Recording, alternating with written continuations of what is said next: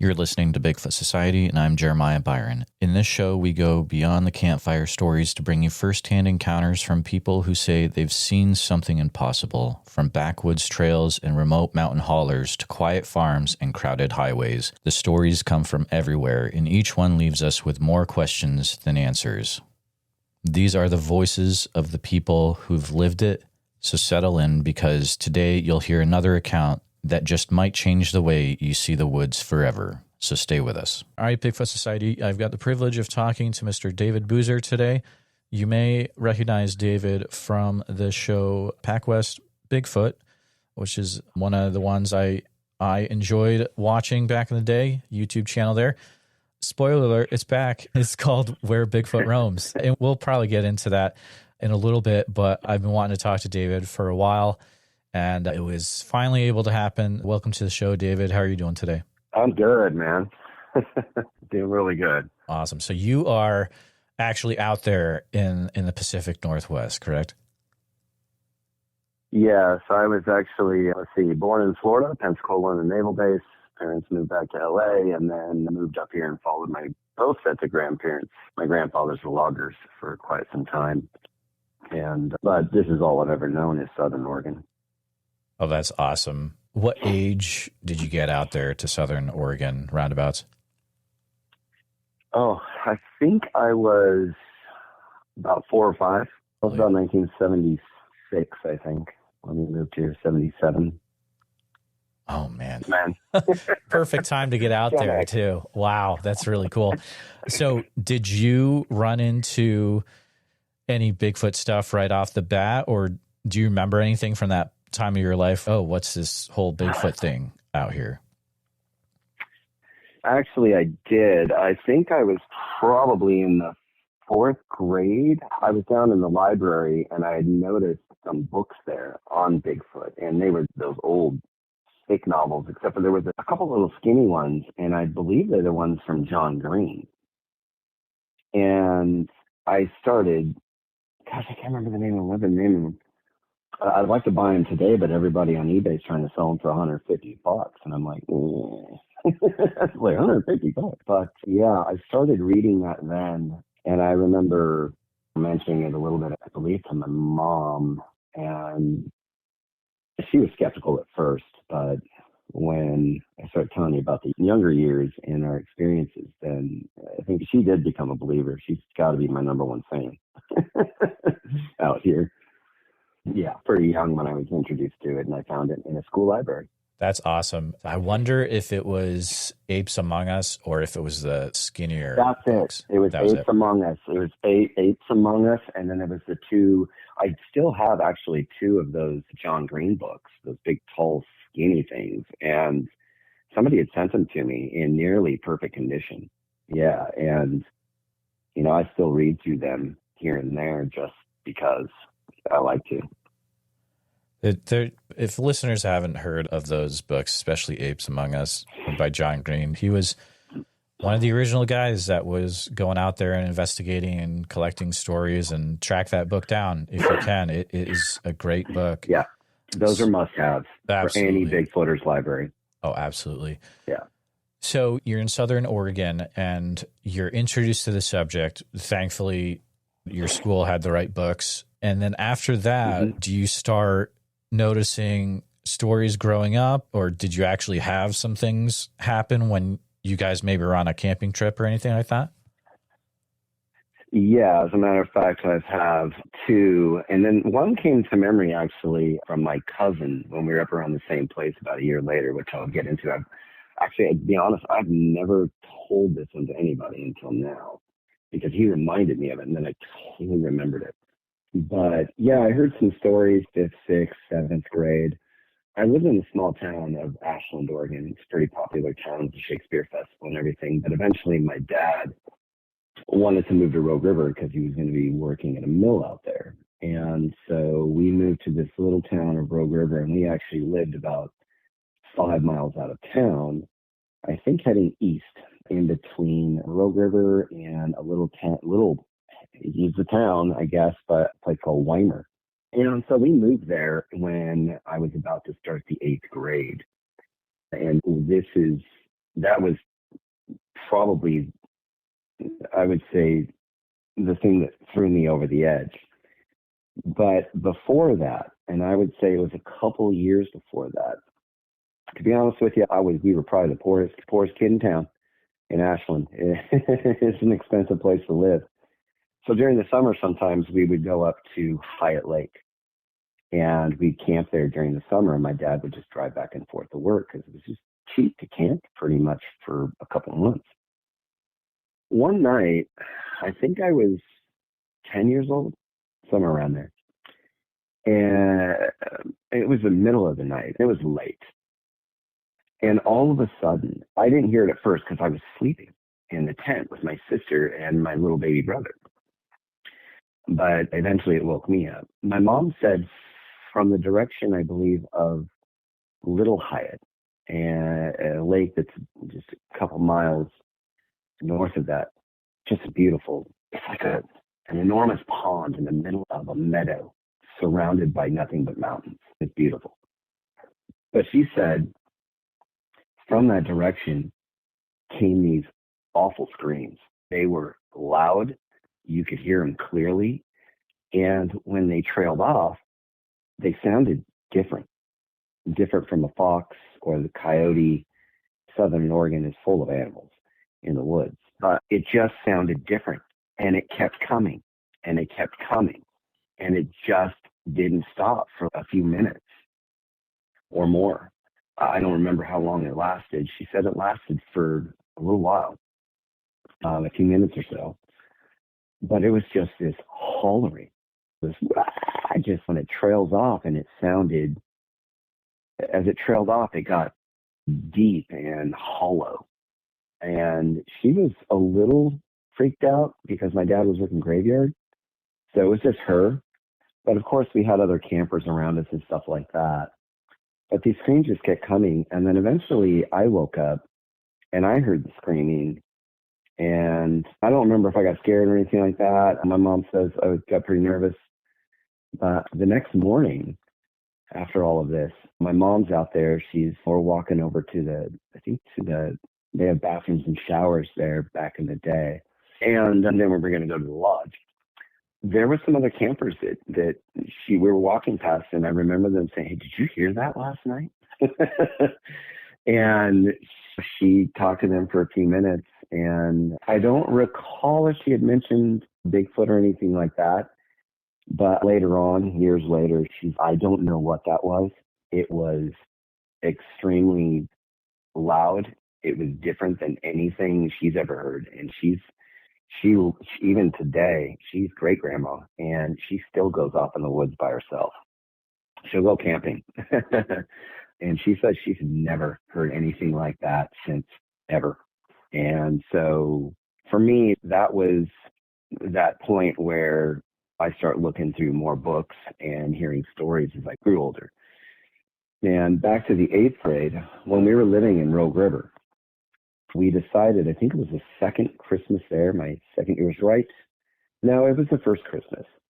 I had started school at the middle school in Rogue River. And that Christmas, we were going to go cut down our own Christmas tree. Back then, you didn't really buy a lot of trees at a store or anything. You actually went and cut your tree because it's just $12 or whatever for a tag. We decided to take this huge long loop all the way out past Weimer, up into the mountains, out towards a place called Elderberry Flats. And there's a campground there today. This place has logging roads, and there's mountains in the background, but there's rolling hills everywhere full of pine trees. Eventually, we came to a turnoff, and we turned off, and it was like this little dirt bridge with some sort of, they have those like big, huge steel tunnel things and water runs through. And we drive over that, and we end up in this big, huge roundabout area where the logging road would continue up around the mountain. And that roundabout area was basically just hillside and cliff. And it was enough for trucks to turn around in there and park and whatever, that were pulling logs down or heading up to get loaded with logs. I don't know if it was being used back then. I don't remember it looking like it had been used for a while, because at that point in time, There was a big hissy fit about spotted owls that was crazy. And so it slowed down the industry. And my dad was always in and out of jobs by that point at the mill. But my mom and I decided to walk up the bend in the road, up the mountainside and the logging road. My dad and my sister and my little brother decided to go off into the flatter area on the side of the turnabout. And so me and my mom were walking up there, and there was snow the night before, or at least early that morning, because it was fresh. There was nothing out there. It was just, there was snow. It wasn't a lot, but it was deep enough. There, I'm guessing at least 5 or 6 inches. But off the side of the road, you'd sink to probably your lower calf. So anyways, we're walking up that way, and I'm looking for Christmas trees, of course. And my mom is looking over to the right of the road, which has an open area that runs down towards that little creek.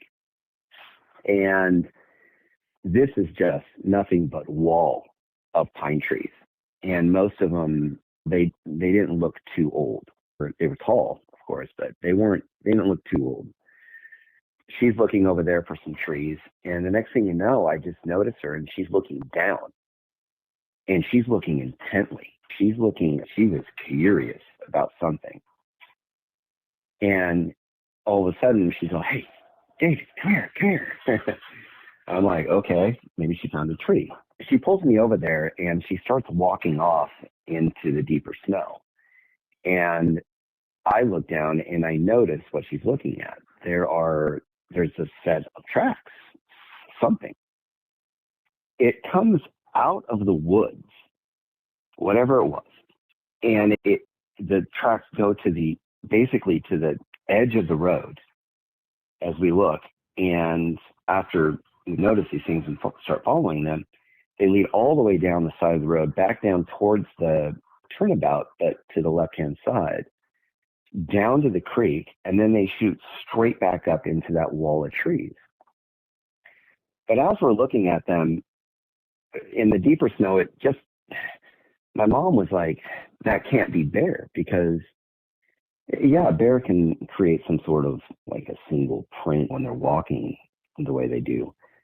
But there was no way. This was bipedal.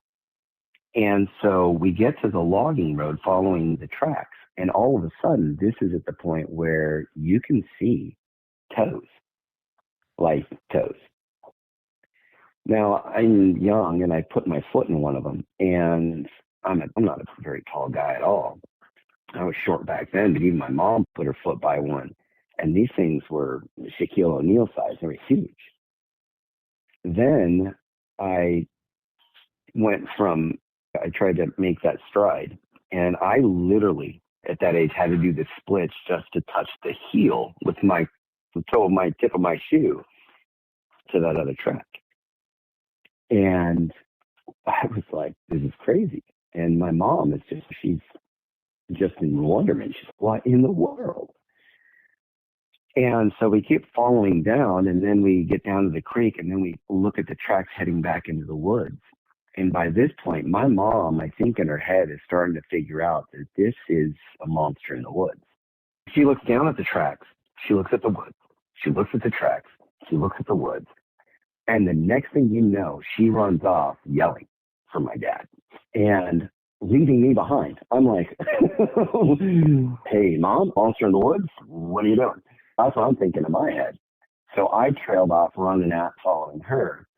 And my dad comes over, and my dad's, he was a skeptic at that stuff. He wasn't really much into it. He was a pretty straightforward guy. But I'm telling you, there were toes, there was heel, and these things literally had to be, this trail of footprints must have been between 75 and 100 yards in length that they traveled. And back then, we never thought about trying to get some plaster all of a sudden and come back and get them. And we know nobody was up that road. The road looked just dead, like nobody's been up it for a while. And that was fresh snow from basically that morning. It was unreal. And then it wasn't too long ago that I had talked to my cousin. I had talked to him a long time. And this goes back to the Hyatt Lake incident. He said it was a year later, like the following summer. Me and him are basically the same age for a month. I grew up with him. He was more like an older brother than he was a cousin. We roommated together and all this other stuff for years. He told me, and I remember this now, we pretty much had free reign. We could wander off at 12 and 13 years old and go make a camp somewhere around the lake, as long as we let, my mom know or my dad know, and tell them exactly the area we would be in. And he said that, and I remember we were walking one late afternoon, it might have been almost dusk, and we were walking over the dam, and then we hit the trail that kind of goes around the lake, the path, and we decided to go halfway around the lake.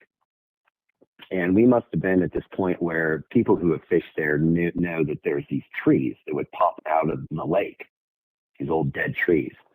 We were directly across from those, but we were on I believe it'd be like this, I guess the southeast part of the lake, south part of the lake.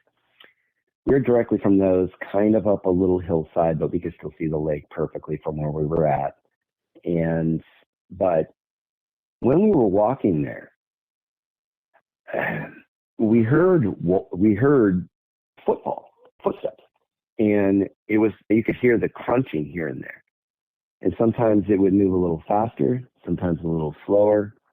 We figured that somebody was up on the trail above us, because there was another trail way up there. But the thing is that it's hard ground. It's a trail. This was crunching through the brush, through the thick of the trees. And by that point, it was dark enough to where you really can't see. And you've been here to the Pacific Northwest. You know what it's like. I had a friend that just came out here from Florida, him and his wife traveling through. And I said, I dare you to look into the woods off the side of a highway. And he's, man, you can't see 10 yards. I was like, I told you, it's beautiful and mysterious and crazy. We couldn't see anything, but the footfall, and he remembers it. It sounded like just a big person, like a person that was just big and crunching, stepping through whatever. And then I remembered that. We didn't get freaked out because we thought it was just a person. But looking back on it now with the screams the summer before and that now, I'm thinking, who knows? Maybe it just shattered us for a while. But I do know that eventually it just went away. And we camped for the night. That was it. We didn't have any experiences after that. But Hyatt Lake in Southern Oregon, between that and Howard Prairie, those trails back there, watch what you're doing. I'll tell you that. Keep an eye out. Look for tracks. Listen for things, because you never know. That place is thick forest. Beautiful, but thick. And those are the things that we had experienced. It led me into Bigfoot. That and finding those tracks sent me over the edge. Okay. Totally gotcha. So for context for listeners a little bit, so that Elderberry Flats area, it is way out there. Like it's over 30 miles from Rogue River, and it's 30 miles east in the woods, roundabouts from Wolf Creek, which is that area is pretty wild for other reasons. But also you've got the Oregon Vortex by Weimer-ish a little bit. It's down around Gold Hill. It's up Sardine Creek. And if you could drive even further back up in there, eventually you'd run into that Elderberry Flats area. And, oh, yeah, that's right. I almost forgot. One more thing. So I was camping. I forgot about this. And I've actually remembered, I told this one to a good friend of mine, William Jebney. And I'm sure you've heard of him. Oh, yeah, yeah. So I remember I was camping with a friend of mine and his wife and their little kid. I forgot about this. I was thinking about it this morning and I almost spaced it. We were at Elderberry Flats, and this was probably 20 years later. We were camping, and maybe not 20 years, but we were camping there at Elderberry Flats. We decided to try some gold panning for the fun of it because we were just crazy nuts, Mario. We were there, and there's the creek there is rocky. There's lots of river rock all around Elderberry Creek there. There's a mountain up in front of us. Not a mountain, but a hill. It's just tall, and you couldn't walk up it because it's just so steep, and it's full of brush, trees, you name it. And we're camping there for the night. And they've got this little partition in their tent. They have little partitions. So him and his wife and the little one are sleeping on the other side of the partition. I'm on this side. And it was probably, it was the wee hours of the night, 2:00 in the morning, something like that. And all of a sudden, her little 3-year-old or 3-year-old just lets out this scream, a scream. And we're all sitting up all of a sudden. And as we sat up, we heard something from behind the tent, and it was heavy-footed, and it went thud, splash, thud. That creek where we were at was at least, I'm guessing, 12 feet, maybe a little more. Whatever it was hit that creek and was on the other side in a stride. And then all of a sudden we hear this thing moving up that hill in front of us, just crashing through it. My buddy grabs his gun. He pops out of that tent. I pop out after him with a flashlight, and that noise stopped instantly. We were flashing that light up there, looking around for anything. We were looking around the tent a little bit. You can't see any footprints or anything like that because it's not sandy there. It is river rock. The only bit of sand that we had was where our tent was because we pulled the rocks out earlier, as many as we could. And after a few minutes, we were, what the heck was that? Because it thud, splash, thud. This was bipedal. So we all get back in the Toyota 4Runner, and that's where we slept the rest of the night until in the morning, we packed everything up and left. And that was years later, decade and a half, whatever. And it's basically about, I would guesstimate about 2 to 3 miles from where me and my mom found the tracks years earlier. So Right. It was unbelievable. I told my buddy, I was like, dude, that was Bigfoot. That was Bigfoot. It has What to else? be a Bigfoot. What else? Thud, splash, thud, and then just something just crashing and running up the side of that hill. In the middle of the night, you can't see anything out there. Wow. It's pitch black. And you're so far away from civilization. People, they can drive up there, but it's like middle of the night, dude. That's crazy. I've heard so many weird things from Southern Oregon, and I've never visited it yet. I spend a lot of time in the Oak Ridge area, and I visited up to Estacada and Colton this last year. But I've never been to Southern Oregon, and it just feels, even through the stories, that there just like a really weird vibe down there. Just some really strange stuff happens. I would say that if there's a couple places that I think that if you ever come back, you should visit. Okay. Now these places are very eerie. There's a lot. I get a lot of anecdotal stories and things from people from these places. It's one of them's like, I think it's the Twin Lakes area up off the North Umpqua. And I can, if there was these trees not in my way out of my house, I could see the South Umpqua River. But up the North Umpqua, up around the Twin Lakes area, there are people with some strange stories about creepy things. The other place, if you're looking and you want to do some research, I highly suggest you always go with somebody, 1 or 2 other people. Make sure that you're armed. But I'm sure you've heard this one too. It's up around towards Crater Lake. And what is that place called?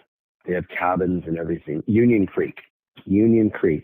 And I'm telling you right now, the Union Creek and that little corridor up there between that and there's a turnoff that goes up to Crater Lake. There are many little forest roads you can go down, and I've camped out there before.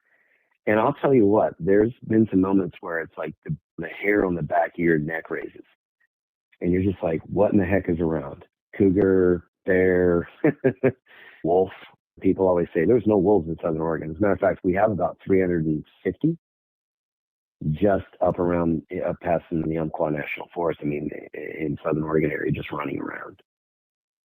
That place, I have heard more stories from there than I think anywhere else in Southern Oregon. But there's plenty in Oregon. Okay, so that's really interesting because I just talked to a hunter, and this is episode 883 that just came out a few days ago, and it was all about Union Creek in Prospect, and I was blown away. Oh, yeah. It was nuts, the stuff he was telling me. Prospect is, my dad eventually, after the mills started shutting down, he started a carpet cleaning business. And we used to actually go out to Prospect here and there. We had a few regular customers, and we'd drive all the way out there for them. And that town is so funny because they were like, I'm like, why do you have a rifle or a handgun by the door? And they're like, mountain lions. They come right through the yard constantly. And it's a little town in the middle of nowhere. And you start getting out in that area between Prospect and Union Creek and up towards Crater Lake. I'm telling you, that place is wild.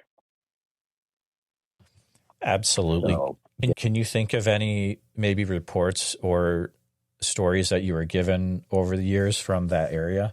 I remember I had one of my best ones I had heard was on PacWest Bigfoot. I have to go back and listen to it myself. It's been a long time, but I remember there was one up there, and they were, I believe, staying at the cabins.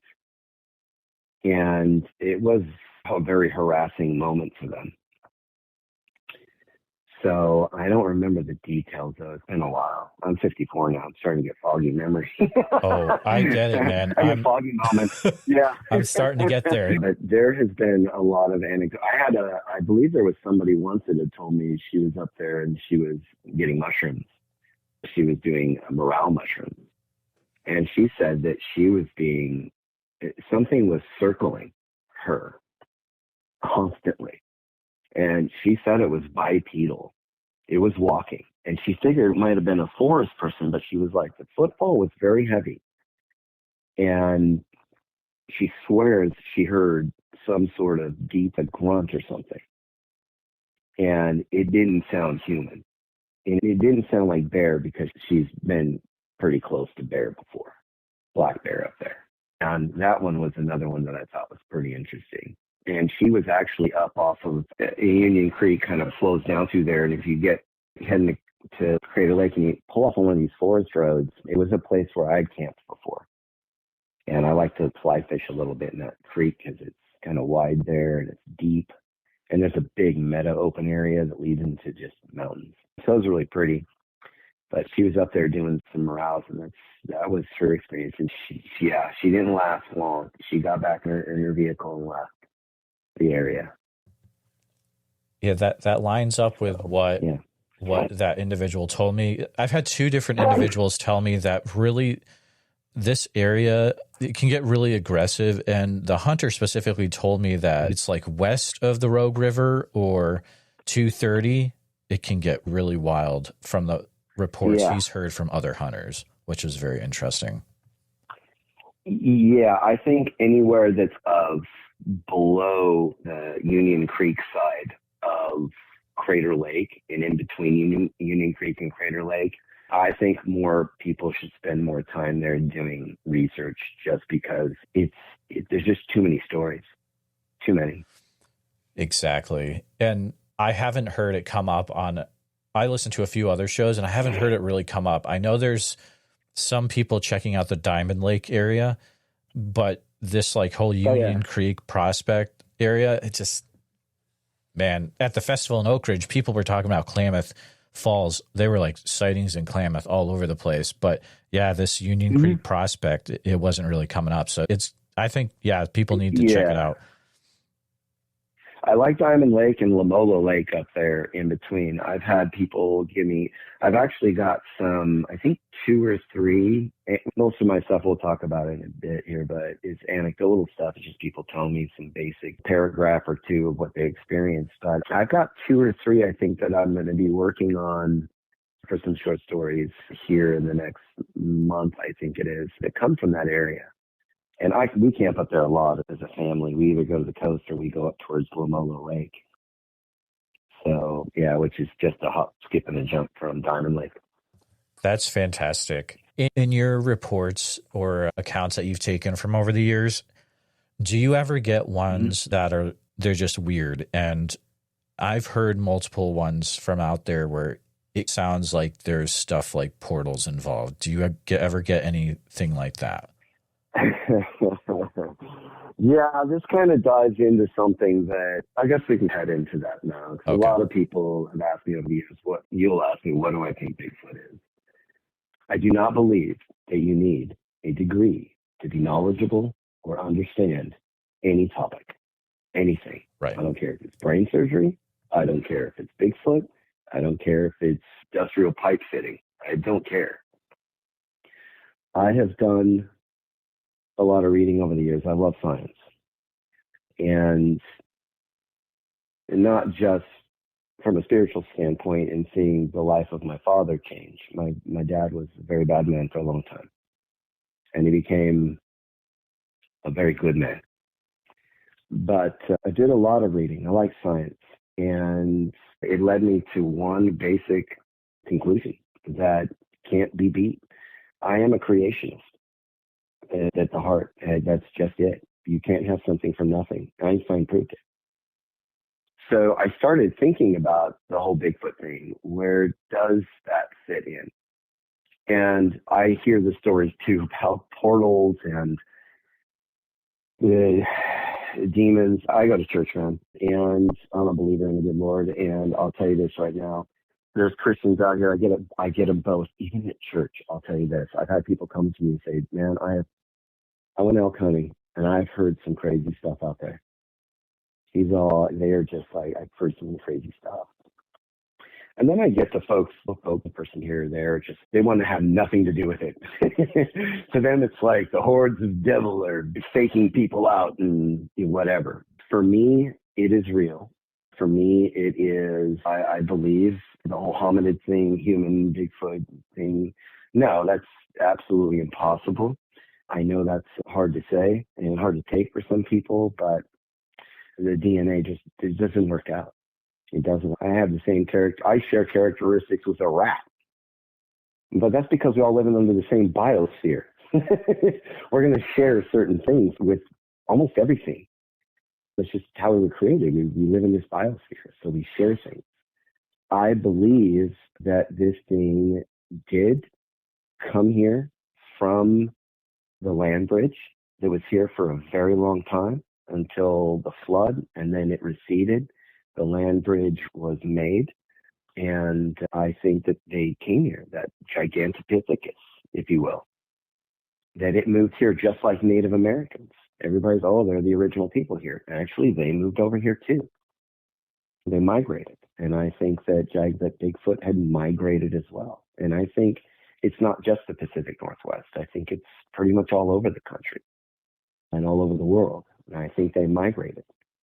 That's what I believe. Do I believe in portals and things like that? Personally, Jeremiah, I do not.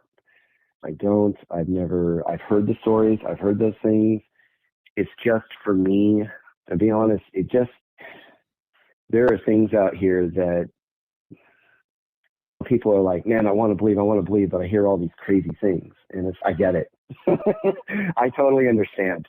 I really do. And I'm not going to sit there and berate somebody or argue with them about portals or anything like that. I'm just saying I don't believe that. I don't.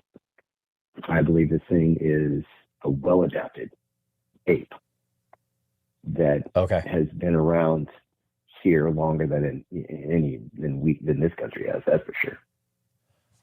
Yeah, I think it's been around for a long time. So that's very interesting. And so I am right there with you with pretty much your background that you just shared. Like I am also a Christian. The way that I just want to clarify a few things. So you are saying that you're also like a creationist when it comes to religion as well. And you can't have something from nothing. Right. That's sure. absolutely impossible. And exactly. I believe that, when they 2 by 2 went on the ark, 2 of these things went on the ark. I believe they were there. I believe that these things populated the earth. I believe they migrated throughout the world. And I believe that they adapted to particular geographical areas, thick woods, heavy woods. People talk about it in the Midwest, and I'm thinking to myself, I don't remember there being lots of woods in the Midwest, but then all of a sudden I start watching things, one of my favorite channels, Small Town Monsters. Right. And I'm looking at these like huge places where it's just thick trees and creeks and plenty of vegetation. And I'm like, not to mention there's fields of corn and whatever they can eat. And I'm thinking, you know what? I'm wrong. I think they can be there too. So you're holding more to the Gigantopithecus theory, is what it sounds like? Yeah. Okay, yeah. Gotcha. Yeah. And I know that so far the majority of people that I've talked to hold to that as well. That it's an animal, but this thing is highly intelligent and it is well adapted. What I hear is, a lot of people, and there's going to be so much discussion in this one. In the comments, it's going to get wild. So be nice, guys. But a lot of people I talk to are saying physical creature that can do things that science cannot explain currently. That's what I hear a lot. Yeah, but the thing is about science, people are always, sometimes I think even me, I love science. I think sometimes we put a little too much in. We put our faith into it a little bit too much. But somebody tells me we decided to have a discussion about portals and Bigfoot phasing in and out of this whatever, I don't know, reality to another one. I'll have that discussion all day long. I don't mind it. I'm not going to berate anybody for what they believe. That's what they believe. That's what they've experienced, and far be it from me. But I love to have the discussions, and I think those are great.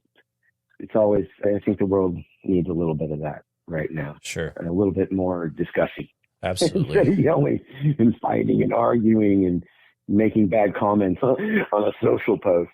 I think conversations are much better. But yeah, as far as what I know and what I've read, I'm in the John Green category with it. This is an animal and it is real and it's highly intelligent and well adapted to its environment. Gotcha. And the great thing about taking people's reports and documenting them and letting them get it off their chest is you're not, just because you take that report doesn't mean that you believe, or let me say this, you can believe it, but it's not like you're taking it in as your personal belief just because you listen to this person's report. At least that's how I look anyways. Yeah. That's how I try to view things. Me too. So that being said, have you noticed a pattern from things that you are taking in over the years that there are a lot of people that are experiencing things like, I don't know if you could say high strangeness or paranormal things associated with Bigfoot, like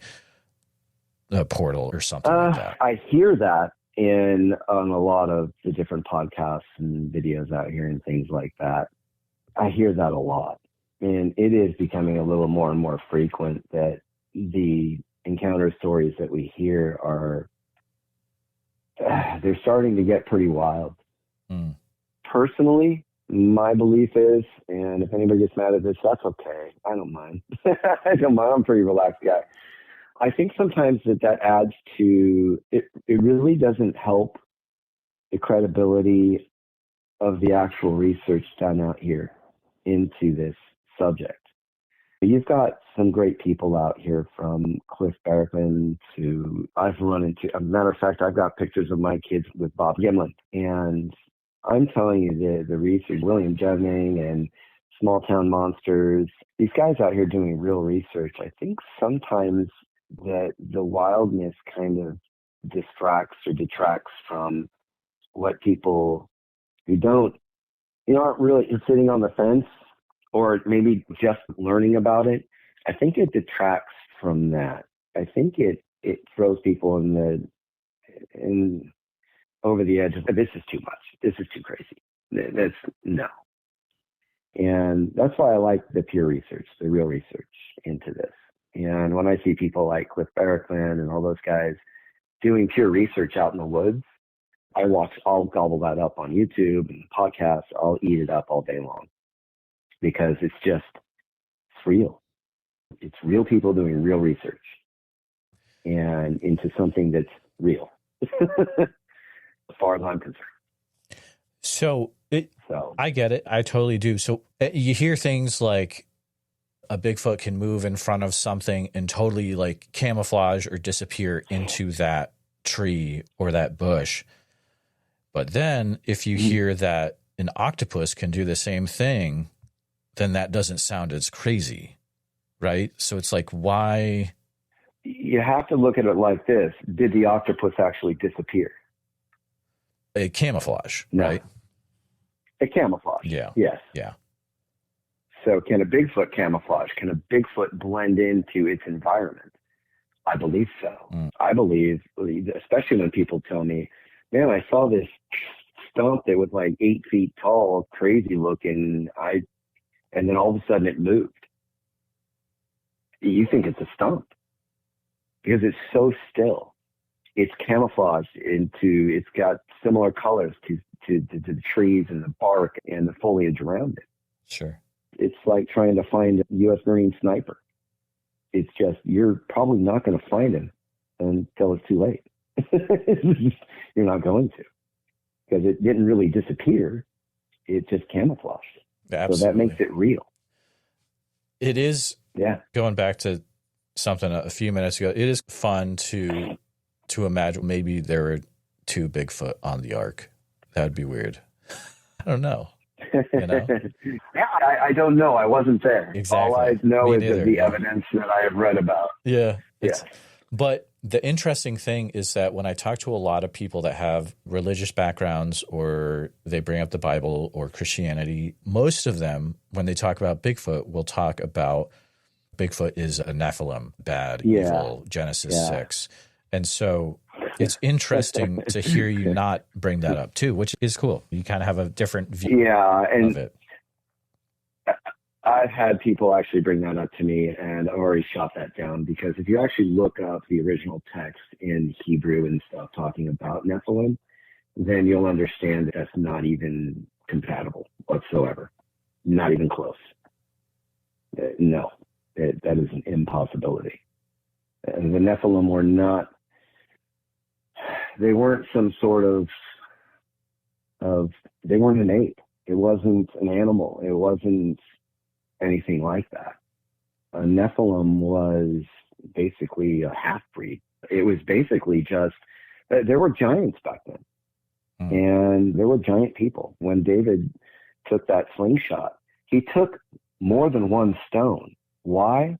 Because he was afraid that Goliath's brothers were going to come after him. There was more than one Goliath. He had family. And that's why he took more stones.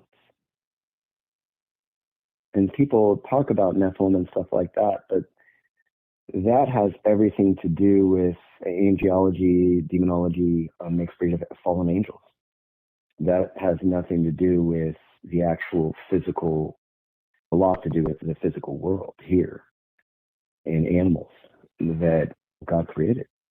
This is an animal, and it's just highly intelligent and well adapted. That's, you know what? Some people are like, that's too simple of an answer. It's like God said, I use the simple things to confound the wise. He said that directly. Sometimes things are just that simple. And that's the wonderful thing about science, is because we study things and we find out that the simple answer is usually explained by Occam's razor. Simple answer tends to be the correct one. It's really interesting. And listeners are like, what in the world is going on right now? None of this was planned, guys. We're just chatting. It's actually a really cool conversation. Yeah, and to me, everything that most of the anecdotal stuff and the little reports that I get from people and little stories, this thing has nothing but physical traits most of the time. There's a couple here and there that get a little offbeat. And I scratch my head a little bit, and I try to reason that in my head. But it's just, for the most part, like you, most of the encounters that we hear, just a physical creature. I'll take it at that for now. Do you ever get the reports where people are like, I don't know, for some reason, these are always really fun, where it's like what I saw looked exactly like a big orangutan. Have you ever gotten any of those?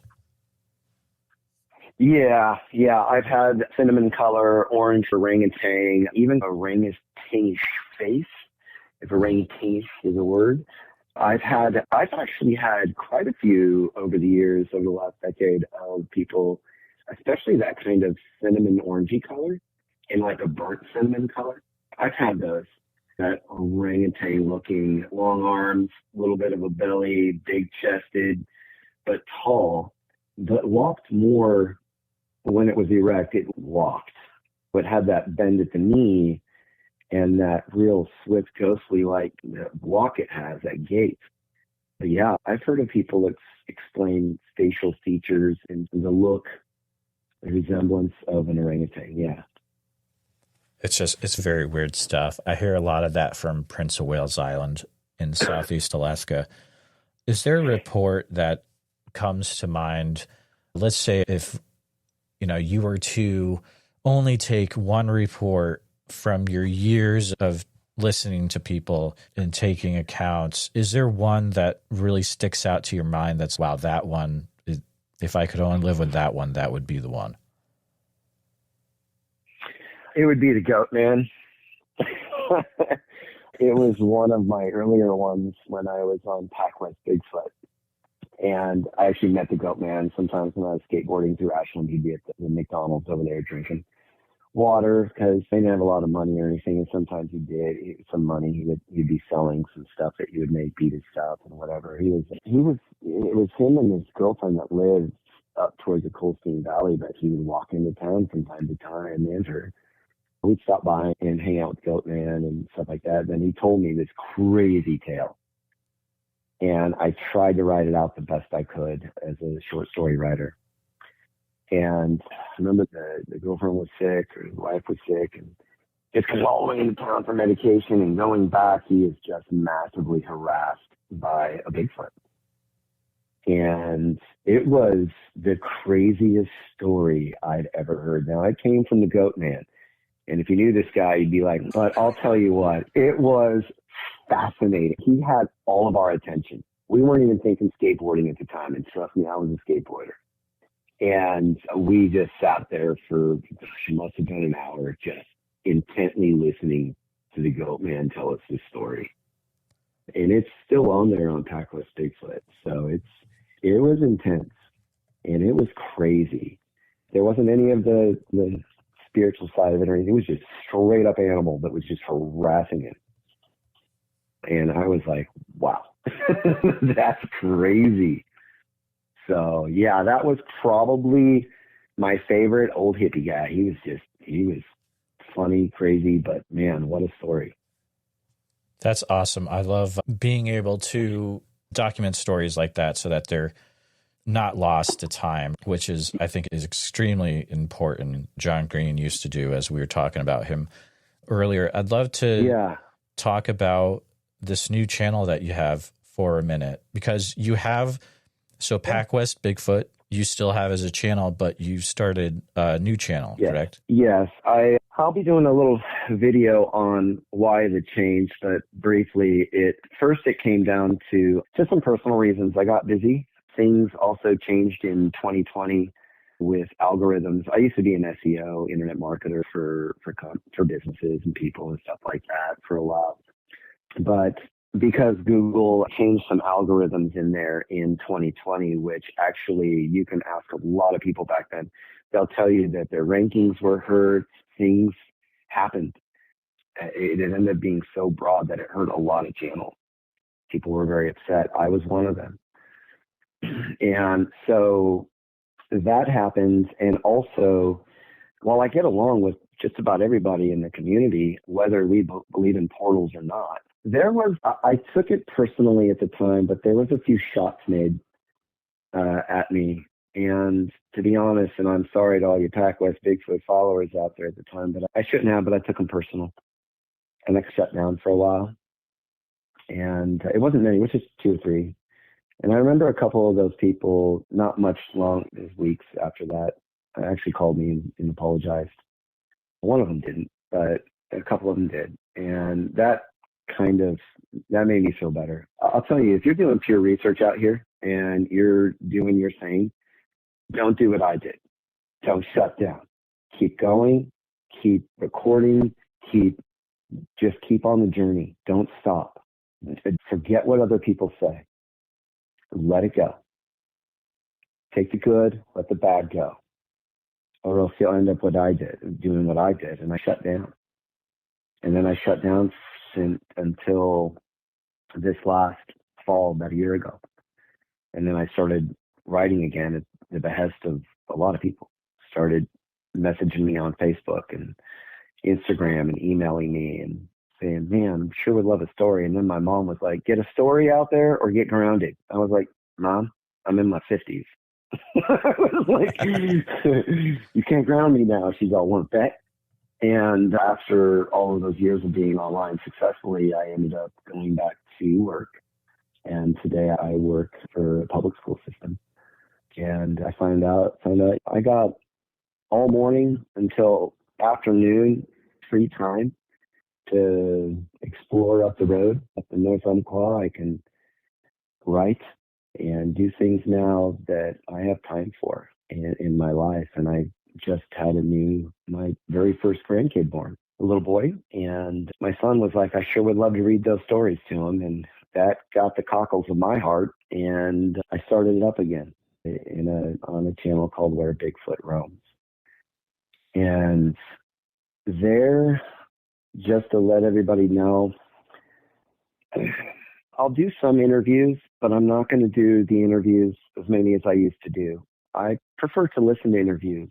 I love it here on Bigfoot Society. I love Creek Devil, Sasquatch Chronicles. I love listening to Small Town Monsters. I watch them all the time. I like listening to the interviews more than I like doing them, to be honest. I've always been a short story writer, a creative writer, and it was always more appealing to me for the entertainment side of the subject, to be honest. A lot of people sometimes tell me, like, yeah, I'm listening to interviews, I read all these books and all this stuff, but sometimes I just want to be entertained. And I heard that over the last few months. And so I decided that I will just focus mostly in on taking that 3 sentences or 3 paragraphs of anecdotal story from somebody and turning it into a short story for people to just relax to. I had a grandmother email me and said, I used to read your PacWest Bigfoot stories to my grandkid every single night. And now I've got a new grandkid, and I'm looking forward to reading those stories to her at night. And to me, that's what makes me tick in the end, is to let you guys out there do a lot of those interviews and listen and learn, whereas I can be more of the bedtime story guy, where I take some based on true anecdotal stuff and turn it into a nice short story for someone to just enjoy. I think that's great. Wow, that's awesome. Yeah. And I will be heading into doing some children's books based around Bigfoot characters. Oh, man. Really? So it'll be fun. Yeah. That's cool. It just hit me about a week ago, and I was like, you know what? Oh, and by the way, you guys, these are not AI written. I write my own stuff. I do my own stuff. The only thing I use AI for is images. That's it. Yeah, same here. I do not write with AI. I'll be honest with you, I find it's cheating. It's cheating. I think you need to come up with these stories. I think that writing children's books yourself is an honest way of going about it. I really do. Everybody's got some creativity in them, I think, and you should use it. I think that's great. Yeah, that's why I enjoy actually talking to people directly and recording that, and the things that come out of that organic conversation can never be replicated by anything else. It's completely magical. Yeah, that's how I look at it. It is, yeah. And good stuff. I've been wanting to talk to you for a while, David, and I was always like, I wonder if he'll ever come back. So I'm glad that you came back in this way. It was great to talk to you. Yeah. Do you ever show up at any festivals or conferences, just taking it in, or? I was invited the last, I think, year or two to the one out in Glide here. Oh, sure. I live in Roseburg, just so everybody knows. Roseburg, Oregon. I haven't gone yet, but I've decided this next go around next year, spring, summer, whenever it is, I decided that I'm going to show up and walk around and have lunch and just enjoy the folks walking around. If anybody recognizes me, great. And I'll say hi and have conversations into the day, the rest of the day. But I haven't been to one in years, to be honest. Is it something I go out of my way for? I still have 3 kids at home out of 5. Sure. Yep. So life is very busy for us. And both of us, my wife and I, work. And during the summer, I work during the day. And I work 10-hour shifts. And so we could have 3 days off. But it doesn't mean that I ain't tired, because I do physical labor now, and it's tiring sometimes. Our camping trips are about what we do during the summer, but I am looking forward to at least going to the Glide Festival every year starting this next year. That's fantastic. Yeah, there's some really good ones out there in Oregon. That's one of them. The Oak Ridge one is great. Sasquatch Summerfest. There's so many cool things to go out and check out. The last one I was at was Bigfoot, and that was years ago. Yep, gotcha. That was pretty cool. That's where my kids met Mr. Gimlin. Took pictures with him and talked to him for, gosh, he loved it. They ended up writing some letters back and forth for a little while, and he's just a wonderful guy. I have to tell you, he was just a wonderful man. He loves kids, and you could just tell. He was just a great man. That is really cool to hear, actually, to hear that side about someone you might not normally hear. But David, it has been really fun having you on the show. I want to make sure that you were able to share everything that you had wanted to. I think we had a good conversation. Yeah, it was great. Fantastic. I've got one other thing for you, but thank you so much for being on the show today. Yes, of course. Thank you so very much, man. Thank you for listening to this episode of the Bigfoot Society podcast. Every encounter we share reminds us that the world is bigger and stranger than we think, and that the truth is often hiding just beyond the tree line. If you enjoyed this episode, please be sure to subscribe to the channel on YouTube, hit the bell so you don't miss the next episode, and share this with a friend who's into mysteries, monsters, or the unexplained. And if you're listening to us on Spotify or Apple Podcast, please follow the show there and leave us a 5-star positive review, because all of that helps more people discover the show. And remember, if you or someone you know has had a Bigfoot sighting, please, I'd love to hear from you. So email me at bigfootsociety@gmail.com and let's start the conversation. If you haven't gotten a chance yet, check out our membership community over at www.bigfootsocietypodcast.com. And that's where you can hear tomorrow's episode today, early and ad-free, and members-only episodes every week. Also, it's a place to connect with other people that are into the Bigfoot subject as much as you are. Thanks again for following along with the Bigfoot Society. Until next time, keep your eyes open, trust your gut, and never stop asking what else might be out there. And see you in the woods.